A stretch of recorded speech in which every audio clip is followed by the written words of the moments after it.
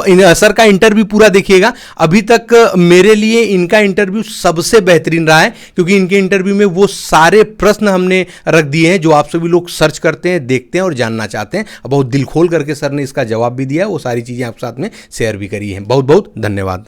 तो जी हाँ दोस्तों, सर डिप्टी एसपी बने, ऐसे नहीं बने हैं। पतंग उड़ाते उड़ाते सर डिप्टी एसपी बने हैं। और हम आप सभी लोगों को ये मैसेज इसलिए भी देना चाहेंगे क्योंकि काफ़ी लोग होते हैं जो उनका जो शौक होता है, उनके जो चार समाज होते हैं स्पेशली, वो उन लोगों को रोकते हैं। तो आज सर ने भी जरा सा भी संकोच नहीं किया और अपना ये वीडियो बनाने के लिए हमको परमिशन भी दिया कि हमारी जो हॉबी है पतंग उड़ाना, ठीक है, अभी आप सभी लोग को बता रहे हैं पतंग उड़ाना। सर बिल्कुल पतंग उड़ाते हैं। तो सर का कलेक्शन आप सभी लोग देख लीजिए, आप दिखाइए सर यहाँ पे। और छूट गया था कि हमारा यूपीपीएससी डेली न्यूज़ चैनल आप फॉलो करते थे सर? जी हाँ बिल्कुल। आपके चैनल के माध्यम से ही सबसे जल्दी और सबसे तेज अपडेट रहती थी। एग्जाम के रिजल्ट के आने के टाइम तो मैं दिन में 10 बार कम से कम खोल के देखता था। जी सर, कुछ अपडेट आई कि नहीं। धन्यवाद सर। जी हाँ दोस्तों, कुछ नहीं होता कि आप प्री के लिए अलग से पढ़ रहे हैं, मेंस के लिए अलग से पढ़ रहे हैं। और सही मायने में मेंस की तैयारी आप सही से तभी करते हैं जब आप मेंस दे रहे होते हैं।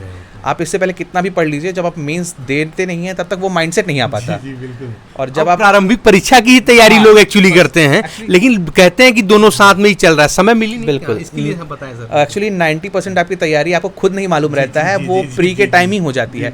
आपका प्री निकल रहा है तो मतलब आपने सब कुछ पढ़ा हुआ है। मेंस परीक्षा मुख्य रूप से क्या होता है, लिखने की। आपका लिखने का तरीका कैसा है। काफ़ी व्यूअर्स ये सोचते हैं कि जब आप इंटरव्यू वाली संस्था पे, लोक सेवा आयोग पे मिलते हैं तो वहाँ आप सही जानकारी बिल्कुल देते हैं, जैसे ही सेलेक्ट हो जाते हैं तो उस समय लोग थोड़ा बढ़ा चढ़ा के बताते हैं।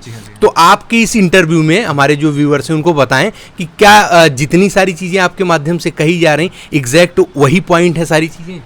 बिल्कुल एग्जैक्ट। नमस्कार दोस्तों, यूपीपीएससी डेली न्यूज़ में आप सभी लोग का स्वागत है। दोस्तों पीसीएस 2022 का अंतिम रूप से रिजल्ट आ चुका है। हमारे सामने बैठे हैं अंतरिक्ष कुमार सर, जिनका यूपीपीसीएस 2022 में डिप्टी एसपी के रैंक 63 पे सिलेक्शन हुआ है। आइए सर को सबसे पहले तो अपने चैनल की तरफ से ढेर सारी शुभकामनाएं और बधाई देते हैं।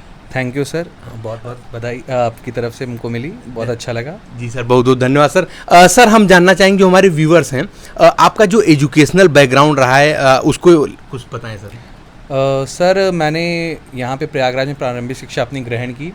उसके बाद मैं जवाहर नवोदय विद्यालय चला गया। मैंने 9 to 12 अपना जवाहर नवोदय विद्यालय मेजा खास प्रयागराज से अपनी स्कूलिंग ग्रहण की। उसके बाद मैं सुपर 30 आपने सुना होगा, तो उसी की एक ब्रांच है सुपर 100, वहाँ पे मैंने कोचिंग की, वहाँ से IIT-JEE की। फॉर्चुनेटली मेरा सिलेक्शन हो गया, मुझे NIT रायपुर कॉलेज मिला। वहाँ से मैंने मेटलर्जिकल इंजीनियरिंग में बीटेक किया। बीटेक के दौरान ही मेरा कैंपस प्लेसमेंट हो गया था बाल्को वेदांता रिसोर्सेस में, भारत एल्युमिनियम कंपनी।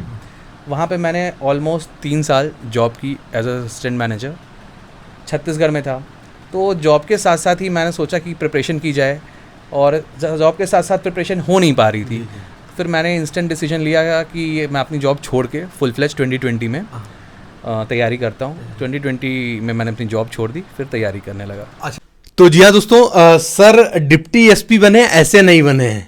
पतंग उड़ाते उड़ाते सर डिप्टी एसपी बने हैं। और हम आप सभी लोगों को ये मैसेज इसलिए भी देना चाहेंगे क्योंकि काफ़ी लोग होते हैं जो उनका जो शौक होता है, उनके जो चार समाज होते हैं स्पेशली, वो उन लोगों को रोकते हैं। तो आज सर ने भी जरा सा भी संकोच नहीं किया और अपना ये वीडियो बनाने के लिए हमको परमिशन भी दिया कि हमारी जो हॉबी है पतंग उड़ाना, ठीक है, अभी आप सभी लोग को बता रहे हैं पतंग उड़ाना। सर बिल्कुल पतंग उड़ाते हैं। तो सर का कलेक्शन आप सभी लोग देख लीजिए, आप दिखाइए सर यहाँ पे। नमस्कार दोस्तों, वीडियो को बीच में रोकने के लिए क्षमा चाहेंगे, एक महत्वपूर्ण जानकारी शेयर करनी है। दोस्तों इस वीडियो को पर्सनली रिकमेंडेड करता हूँ कि जानकारी पूरी जरूर सुने।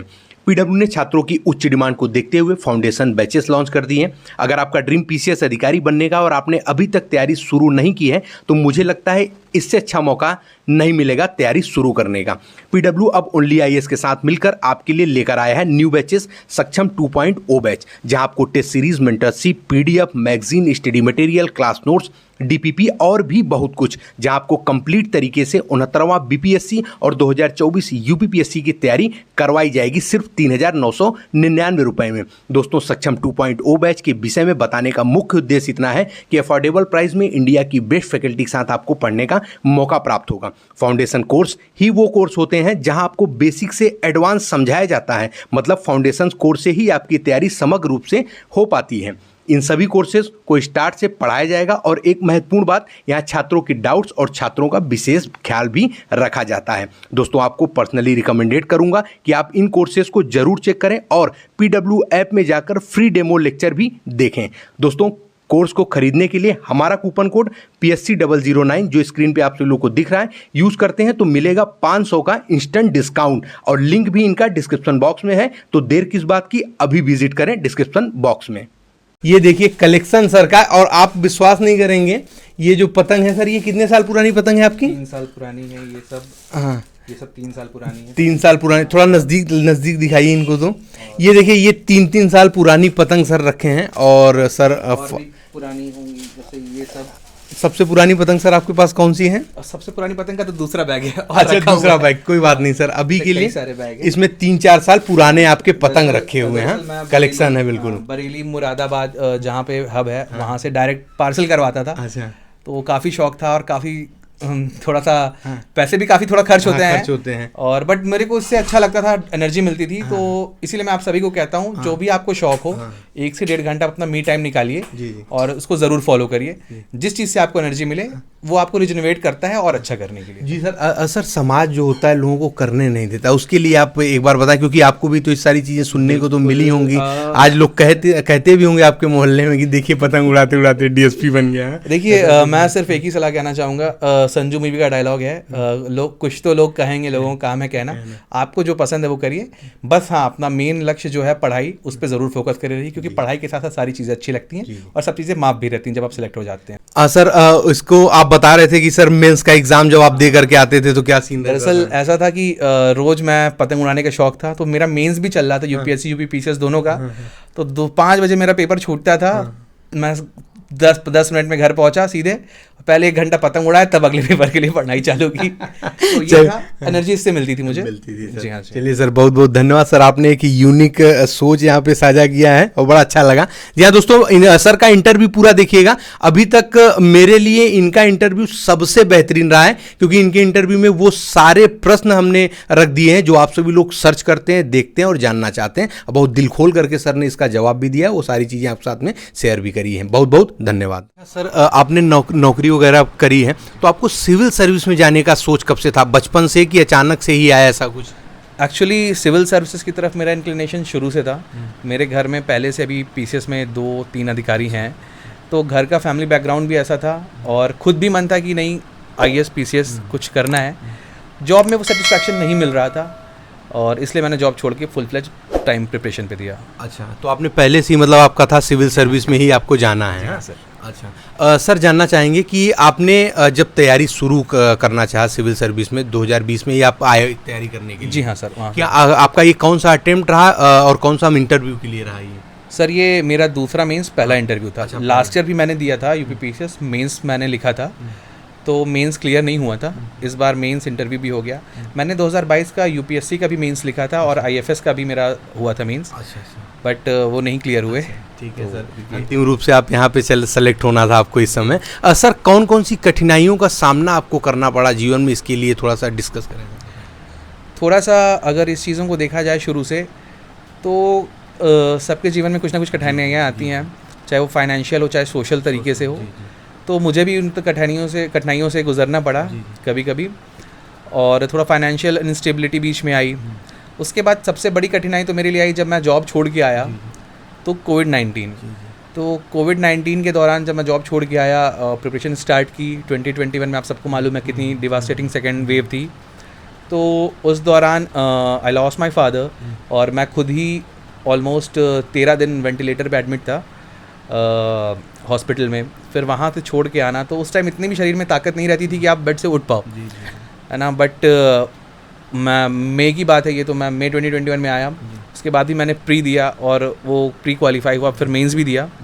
मेंस नहीं क्लियर हो पाया, तो फिर मैं फुल फ्लेज तौर पे और अच्छे से दिया, तो फाइनल अभी यहाँ पे डिप्टी एसपी पोस्ट मिली। जी सर। सर, आपने कहीं इसके पहले कोचिंग की? सर, मैंने स्पेसिफिकली कोई कोचिंग नहीं की। बीच बीच में मैंने कुछ स्मॉल कोर्सेज, कुछ कोचिंग्स के ज्वाइन किए। मेंस के दौरान मैंने टेस्ट सीरीज़ ज्वाइन की, और वहाँ से हेल्प मुझे मिली, मैंने कुछ कुछ जगह से ज्वाइन किया था। अच्छा सर, आपका माध्यम कौन सा है और ऑप्शनल कौन सा रखा था आपने? सर मेरा मीडियम इंग्लिश है और ऑप्शनल मैंने सोशियोलॉजी रखा था, सोशियोलॉजी से मैंने किया है। इस बार भारी संख्या में आपके ऑप्शनल से लोगों का सिलेक्शन हुआ है। हाँ सर, सोशियोलॉजी ऑप्शनल से इस बार काफ़ी लोग का हुआ है और टॉप 10 में 6 लोग शायद सोशियोलॉजी से, टॉपर सोशियोलॉजी से हैं। और इस बार आपको बता दें दोस्तों कि ऐसा भी हुआ है, काफ़ी लोगों ने सोशियोलॉजी छोड़ भी दी थी और दूसरा ऑप्शनल ले लिया और सिलेक्शन देख करके फिर पछता भी रहे थे कि ऐसा क्यों किया हमने। हालांकि आपको कुछ आंकड़े भी हम देंगे समय अनुसार, बने रहे चैनल पे। और टेलीग्राम चैनल भी आप सभी लोग ज्वाइन कर लें, डिस्क्रिप्शन बॉक्स में आप सभी लोगों को लिंक है, वहाँ पे PCS 2021 के अधिकारी एडमिन के रूप में जुड़े हुए हैं, कार्य कर रहे हैं आप सभी लोगों के लिए, बीच बीच में मोटिवेशन ग्रुप कार्य करते हैं। 2022 के भी काफ़ी लोगों को कोशिश की जाएगी जोड़ करके, जो भी निःशुल्क आप सभी लोग के पास जानकारी प्रोवाइड कराई जा पाए तो वो कराते रहेंगे हम लोग। आइए सर से जानते हैं। सर, प्रारंभिक परीक्षा के लिए हम जानना चाहेंगे कि प्रारंभिक परीक्षा के लिए आपने अपनी तैयारी फिर कैसे करी थी? जी हाँ सर, देखिए किसी भी परीक्षा के लिए ज़रूरी होता है कि सबसे पहले आप स्टैंडर्ड बुक्स को पढ़ें। तो मैंने स्टैंडर्ड बुक्स एक बार पढ़ी सारी, जो भी हैं, आप बोलोगे तो मैं नाम बता दूंगा सबका। और जैसे सब कोई फॉलो करता है, हिस्ट्री के लिए बिपिन चंद्रा, स्पेक्ट्रम, और पॉलिटी की लक्ष्मीकांत, इकोनॉमी मैंने मृणाल सर से की थी, साइंस एंड टेक्नोलॉजी और इन्वायरमेंट एंड इकोलॉजी मैंने रवि पी जगदरी बुक से की थी, सर की बुक से की थी। तो मैंने ये नहीं सोच किया कि मैं यूपी PCS के लिए अलग से पढ़ता हूँ, UPSC के लिए अलग से पढ़ता हूँ। तो मैंने एक बार कॉम्प्रिहेंसिव तैयारी GS की। इस कितना समय किया था सर ये? ऑलमोस्ट मेरे को ये 1 साल लगा। एक साल लगा। तो 1 साल लग जाता है करते करते सही तरीके से, क्योंकि मेरा कोई भी सब्जेक्ट नहीं था, मेरा बीटेक अलग सब्जेक्ट में था। तो 1 साल ऑलमोस्ट लगा। उसके अलावा करंट अफेयर्स के लिए क्या कहते हैं, मैंने फॉलो किया था स्टडी फॉर सिविल सर्विसेज, एक चैनल है, उसका फ्री करंट अफेयर वीडियोस आता है। तो वही वीडियोस देख के मैं नोट्स बनाता था बस। कई लोग होते हैं जो मंथली करंट अफेयर मैगजीन भी पढ़ते हैं कई सब, तो मैंने वो नहीं किया था। मैंने 6-7 पेज में मेरा 1 महीने का करंट अफेयर्स आ जाता था। तो वही करंट अफेयर्स बना के नोट्स मैं रिवाइज करता था, क्योंकि यूपी PCS में तो करंट अफेयर काफ़ी ज़रूरी है। और लास्ट 20 ईयर्स के previous years question paper UP PCS में, क्योंकि आप जैसा आपको सभी मालूम हो, अराउंड 8 to 10% क्वेश्चन रिपीट होते हैं। तो वो मैंने किया था। अच्छा, वो किया प्री के लिए। जी हाँ सर, अब हम जानना चाहें, करंट अफेयर के लिए आपने सिर्फ स्टडी फॉर सिविल सर्विस ही की थी कि कुछ और बुक्स वगैरह भी पढ़े थे?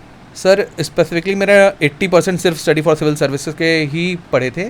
और सच बताऊं तो इस वाले अटेम्प्ट में मैं तो उसको भी सही से रिवाइज नहीं कर पाया था, मैं UPSC में ही बिजी था। और UPSC के करंट अफेयर्स में मेरे को फ़ायदा किया, शून्य IAS के मैंने पढ़े थे, वो भी इसमें काफ़ी हेल्पफुल रहा। अच्छा सर, अभी आप कंटिन्यू भी कर रहे हैं आगे उत्तर प्रदेश लोक सेवा आयोग में PCS 2023 के लिए? जी हाँ, मैंने फॉर्म तो भरा है। अब उम्मीद है कि इस बार SDM के लिए ट्राई। अच्छा, अब सर जानना चाहेंगे, हमारे काफ़ी व्यूअर्स हों जो 2023 का प्रारंभ अभी दे रहे हैं एग्जाम PCS का। सर, आप उनकी जगह पे हैं, तो इस समय आप चयनित भी हो चुके हैं अंतिम रूप से, तो आपके पास वो अनुभव है, वो जानकारी है। तो अभी आप कौन सी क्या पढ़ाई कर रहे हैं अपने 2023 को लेकर के? देखिए, सबसे पहली बात तो आज अराउंड हम लोग को 35 से 36 दिन बचे हुए हैं एग्ज़ाम में। तो मैं जो भी हमारे व्यूअर थे, जो भी सीरियस एस्पिरेंट है, मैं उम्मीद करता हूं कि आप सभी एक बार अपनी स्टैंडर्ड बुक्स को ख़त्म कर चुके होंगे पढ़ के। आपने एक बार रीडिंग कर चुकी होगी। ये टाइम सिर्फ रिवीजन का है, हमें कुछ नया नहीं पढ़ना है। जो आपने पढ़ चुका है, अब उसको जितनी बार रिवाइज कर पाएँ, कम से कम अभी मिनिमम 1 बार तो करना ही, हर सब्जेक्ट रिवीजन 2 बार हो जाए तो बहुत अच्छी बात है। अभी के समय में 35 में मैं सिर्फ 35-36 दिन के बारे में स्ट्रेटेजी बता रहा हूँ अभी। उसके बाद करंट अफेयर्स का अराउंड 30 से 35 क्वेश्चन आते हैं, तो काफ़ी ज़्यादा वेटेज है। हाँ, तो आपको उसको काफ़ी अच्छे से मल्टीपल टाइम रिवीजन करना है। मिनिमम टू मिनिमम आपको लास्ट 10 to 12 मंथ्स के करंट अफेयर को करना है, और उसमें भी लास्ट 6 मंथ के करंट अफेयर पे आपका फोकस बहुत ज़्यादा होना चाहिए। इसके अलावा एक हो गया CSAT का पेपर, जो काफ़ी के बच्चों के लिए दिक्कत का विषय बनता है। तो मिनिमम आपको कोशिश कर। तो सर, काफ़ी डिप्टी SP लोग, काफ़ी अधिकारी जो 2021 चयनित भी थे, तो उनका सिलेक्शन CSAT के कारण ही नहीं हुआ है। तो सर, उसको लेकर के आप बता रहे थे? हाँ, CSAT के बारे में यही बोलना चाहूँगा कि कम से कम आप जितने भी लास्ट 10 साल के प्रीवियस ईयर CSAT के पेपर हैं, आप उसको सॉल्व करिए। सॉल्व करने से पहले आप उसका आंसर मत देखिए और खुद से सॉल्व करिए, एक टाइम बाउंड मैनर में सॉल्व करने की कोशिश कीजिए। और डेली कम से कम 1 घंटा तो आप CSAT को भी दीजिए ही, नेक्स्ट 15 डेज़। उसके बाद आप GST तैयारी में लग जाइएगा, बट नेक्स्ट 15 डेज़ अगर आप CSAT को अच्छे से 1-1.5 घंटा डेली देंगे तो ऑलमोस्ट आपका कवर हो जाएगा वो चीज़ें। हाँ सर, इसमें कम्युनिकेशन जो संप्रेषण वाला पोर्शन है, उसमें काफ़ी लोग सोचते हैं कि इसके लिए अलग से कोई बुक है, कुछ कोचिंग है, कुछ यूट्यूब चैनल, ऐसा कुछ? देखिए, मेरे हिसाब से अलग से बहुत टाइम देने की ज़रूरत तो नहीं है। एक बेसिक नॉलेज होती है, कम्युनिकेशन होता है। लोग कहते हैं थोड़ा सा टफ पार्ट है, मुझे भी बीच बीच में टफ लगता था, बट अगर आपने सही से आपके पास टाइम हो तो आप उसकी कोई बुक पढ़ सकते हैं। एग्जैक्टली मुझे बुक का नाम याद नहीं आ रहा है, कई सारे यूट्यूब चैनल भी हैं, आप देख सकते हैं, बट बहुत ज़्यादा टाइम देने की ज़रूरत नहीं है क्योंकि क्वालिफाइंग पेपर है, एक हर क्वेश्चन अटेम्प्ट करना ज़रूरी नहीं है, और बेसिक जनरल नॉलेज से भी बेसिक नॉलेज से भी आप उसको क्लियर कर सकते हैं। सर एक प्रश्न हमारा है, काफ़ी व्यूअर्स ये सोचते हैं कि जब हम आप इंटरव्यू वाली संस्था पे लोक सेवा आयोग पे मिलते हैं तो वहाँ आप सही जानकारी बिल्कुल देते हैं, जैसे ही सेलेक्ट हो जाते हैं तो उस समय लोग थोड़ा बढ़ा चढ़ा के बताते हैं। तो आपके इस इंटरव्यू में हमारे जो व्यूअर्स हैं उनको बताएं कि क्या जितनी सारी चीज़ें आपके माध्यम से कही जा रही एग्जैक्ट वही पॉइंट है सारी चीज़ें? बिल्कुल एग्जैक्ट वही पॉइंट है सारी चीज़ें। मेरा जो भी स्ट्रगल रहा है, मैंने जो भी रिसोर्सेज फॉलो किया, मैंने मल्टीपल किसी एक बुक का या किसी एक कोचिंग का या किसी एक सर का नाम नहीं लिया, जहाँ से मैंने जो किया है मैंने सबका नाम लिया, और यही करना भी चाहिए। देखिए कोई एस्पिरेंट सेलेक्ट भी हो जाए तो उसको सही चीज़ें बोलनी चाहिए। जी एक्चुअली लोगों के अंदर भ्रम आता है, जो व्यूअर्स हैं उनको लगता है कि कैसे मतलब इतना कैसे कोई कर सकता है सारी चीज़ों को लेकर के, तो ये प्रश्न उन्हीं लोगों का ही था, तो इस वजह से आपसे पूछा। मैं अपनी तरफ से ये चीज़ बोलना चाहूँगा कि देखिए पढ़ते सबको ही है, ऑलमोस्ट 99% लोग सेम रिसोर्सेज फॉलो कर रहे हैं। आप जो पढ़ रहे हैं वो दिल्ली में बंदा बैठा हुआ पढ़ रहा है, बैंगलोर में वही पढ़ रहा है, कहीं भी वही पढ़ रहा है, बट सबका तैयारी का तरीका होता है। सबसे ज़रूरी है आप कंटिन्यूस वर्क करते रहें, ऑलमोस्ट 8 से 9 घंटे पर डे एवरेज आप ज़रूर पढ़ाई करें, ये ज़रूरी है। तो सर अब आते हैं मुख्य परीक्षा के ऊपर। सर अब मुख्य परीक्षा में एसे और हिंदी, सबसे पहले उसके लिए आपने कैसे प्रिपरेशन किया? सर ऐसे एक मैंने ऐसे बहुत ज़रूरी पार्ट प्ले करता है रैंक डिसाइड करने में भी, और जाहिर सी बात उसके नंबर बिल्कुल जुड़ते हैं। कई बार होता है हम लोग हिंदी और ऐसे को छोड़ देते हैं कि जीएस पे फोकस रहता है, बट अगर आप देखेंगे तो 150 नंबर के दोनों हैं, है ना, तो काफ़ी इंपॉर्टेंट रोल प्ले करते हैं। कई लोग का ऐसे में मार्क्स कम हो जाते हैं, दिक्कत होती है। ऐसे के लिए सबसे ज़रूरी है कि आप कुछ थीम्स होती हैं, जैसे पॉपुलेशन हो गई, वुमेन हो गई, स्कीम रिलेटेड थीम हो गई, जोग्राफिकल रिलेटेड थीम हो गई, है ना, फिलोसफिकल थीम हो गई, तो कुछ थीम्स रिलेटेड आप मॉडल ऐसे टाइप होते हैं वो तैयार कर लीजिए। मैं ये सजेस्ट करूँगा अपनी तरफ से, जो कुछ ऐसे लिखे रहते हैं आप उसकी किताब लाने से अच्छा है अपना तरीके से लिखें।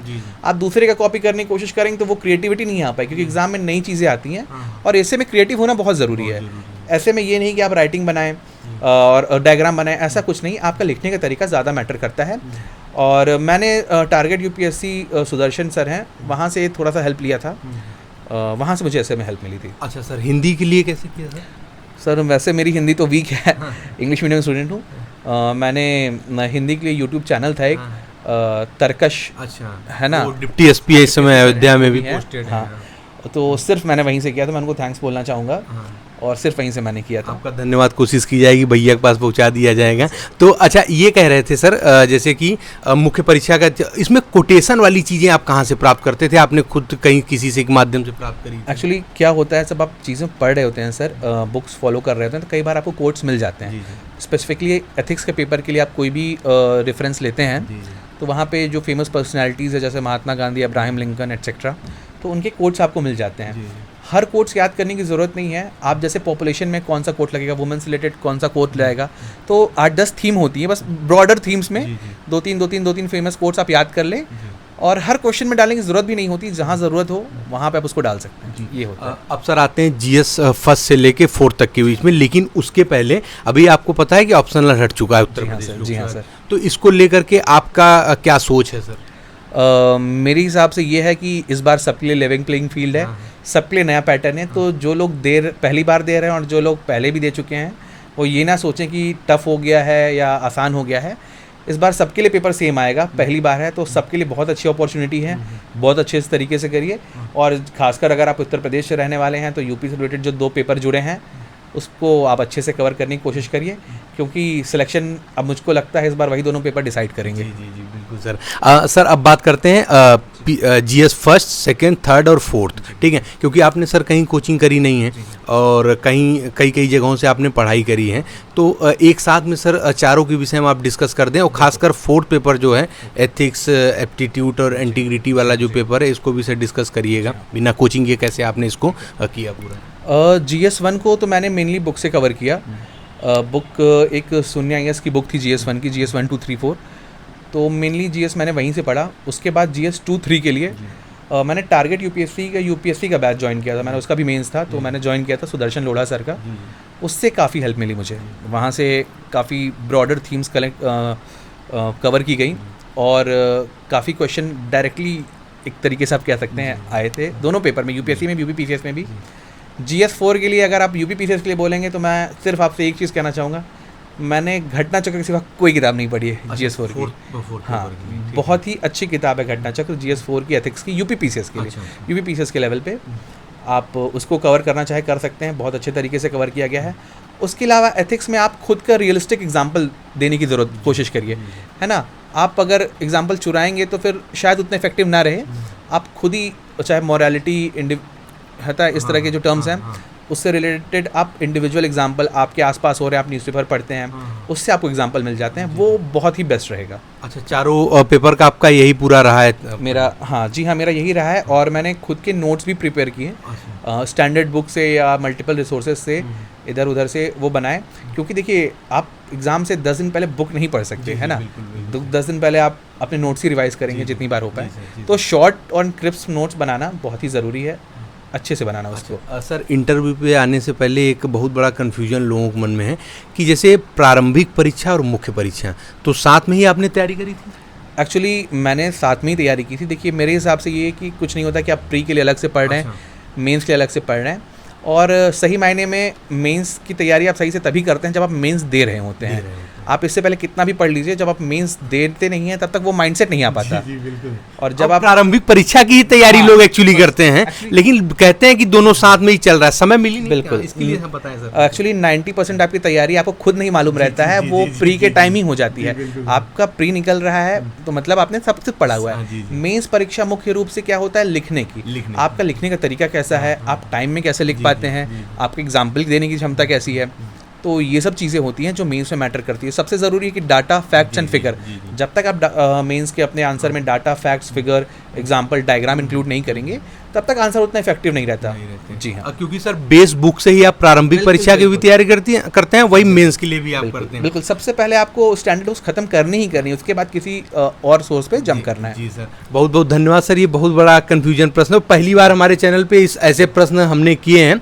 अब सर आते हैं इंटरव्यू को लेकर के। इंटरव्यू पे आपने मॉक इंटरव्यू कहीं बाहर दिया था? हाँ, मैंने कई जगह मॉक इंटरव्यू दिया था। मैंने दृष्टि IAS में मॉक इंटरव्यू दिया था, वाजीरावन रेड्डी में दिया था, निर्माण IAS में भी दिया था, संस्कृति IAS में भी दिया था, बायजूस में भी दिया था। मैंने 5-6 जगह दिया था और काफ़ी फ़ायदा हुआ मॉक इंटरव्यू से।